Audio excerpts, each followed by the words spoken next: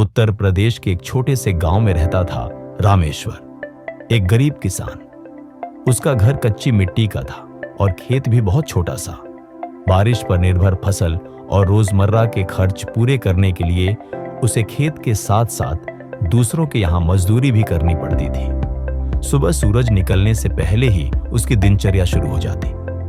पुराने गमछे से चेहरा ढककर फटी पुरानी धोती में वह खेत की ओर निकल पड़ता, लेकिन उसके चेहरे पर कभी निराशा नहीं होती थी। उसकी आंखों में हमेशा उम्मीद झलकती थी। रामेश्वर का एक ही सपना था, अपने बेटे विक्रम को पढ़ाकर बड़ा आदमी बनाना। वह अक्सर कहता, मिट्टी में हीरा भी छुपा होता है, बस मेहनत से उसे निकालना पड़ता है। लेकिन हालात आसान नहीं थे। खेत में पैदावार कम, कर्ज ज्यादा और गांव के लोग ताने मारते।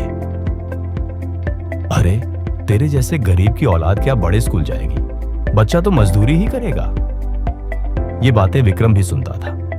कई बार उसका मन टूट जाता, लेकिन उसके पिता की आंखों में चमक देखकर वह चुपचाप किताब खोल लेता। एक साल गांव में भीषण सूखा पड़ा। फसल पूरी तरह बर्बाद हो गई। घर में खाने तक के लाले पड़ गए। मां ने कहा, अब पढ़ाई कहां से होगी, बच्चे को भी खेत में लगा दो। रामेश्वर ने दृढ़ आवाज में जवाब दिया, नहीं, मेरा बेटा हल नहीं उठाएगा, वो कलम उठाएगा। खेत की मिट्टी में जोतूंगा, लेकिन मेरे बेटे का भविष्य अंधेरे में नहीं जाने दूंगा। उसने गांव में ईंट भट्ठे पर मजदूरी शुरू कर दी। दिन भर तपती धूप में ईंटें ढोता और रात को लालटेन की रोशनी में विक्रम के पास बैठकर उसे पढ़ाई करने के लिए प्रोत्साहित करता। गांव के सरकारी स्कूल के हेडमास्टर ने विक्रम की कॉपी देखी। गणित और विज्ञान में उसकी पकड़ अद्भुत थी। उन्होंने रामेश्वर से कहा, आपका बेटा अगर शहर के अच्छे स्कूल में पढ़े तो बहुत आगे जा सकता है। रामेश्वर ने हिम्मत जुटाई और विक्रम को शहर भेजने का फैसला किया। गांव वालों ने फिर ताना मारा, गरीब आदमी का बेटा डॉक्टर इंजीनियर बनेगा, हद है। लेकिन रामेश्वर ने सिर्फ एक बात कही, गरीबी कोई पाप नहीं, हार मान लेना पाप है। शहर में विक्रम का दाखिला हुआ तो वहां सब बच्चों के पास अच्छे कपड़े, बैग और किताबें थी। उसके पास बस एक फटा हुआ झोला और उधार की किताबें। बच्चे उसका मजाक उड़ाते, लेकिन वह चुप रहता। रात को जब हॉस्टल की लाइट बंद हो जाती तब वह टॉर्च जलाकर पढ़ाई करता। कई बार पेट खाली रह जाता, लेकिन वह पन्ने खाली नहीं छोड़ता। हर महीने पिता मजदूरी से जो भी कमाते उसमें से थोड़ा थोड़ा भेजते। कभी पैसा देर से पहुंचता तो विक्रम स्कूल की फीस भरने के लिए चाय की दुकान पर बर्तन तक धो देता।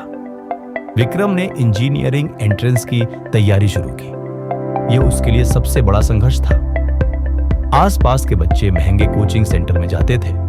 उसके पास बस लाइब्रेरी और पुराने नोट्स थे। कई बार हार मानने का मन होता, लेकिन तभी उसे पिता की बात याद आती, संघर्ष से बड़ी कोई ताकत नहीं होती। मिट्टी को जितना रौंदो उतना ही वह फसल देती है। विक्रम ने ठान लिया, अगर अब रुक गया तो परीक्षा का दिन आया। विक्रम ने कांपते हाथों से उत्तर लिखना शुरू किया। हर सवाल के साथ उसे पिता का पसीना और त्याग याद आता रहा। जब एग्जाम खत्म हुआ तो उसे संतोष था, उसने अपनी पूरी कोशिश की है। कुछ हफ्तों बाद रिजल्ट आया। गांव में डाकिया दौड़ता हुआ आया और बोला, रामेश्वर, तुम्हारा बेटा टॉप रैंक लाया है, उसे इंजीनियरिंग कॉलेज में स्कॉलरशिप मिली है। उस दिन पहली बार गांव वाले चुप थे। वही लोग जो कहते थे गरीब का बेटा कुछ नहीं कर सकता, आज वही लोग ताली बजा रहे थे। रामेश्वर की आंखों से आंसू बह निकले। उसने बेटे को गले लगाकर कहा, आज तूने साबित कर दिया कि संघर्ष ही सबसे बड़ी ताकत है। कुछ साल बाद विक्रम एक नामी इंजीनियर बन गया। उसकी नौकरी विदेश में लगी, लेकिन उसने सबसे पहला काम यही किया कि गांव में एक स्कूल खोला।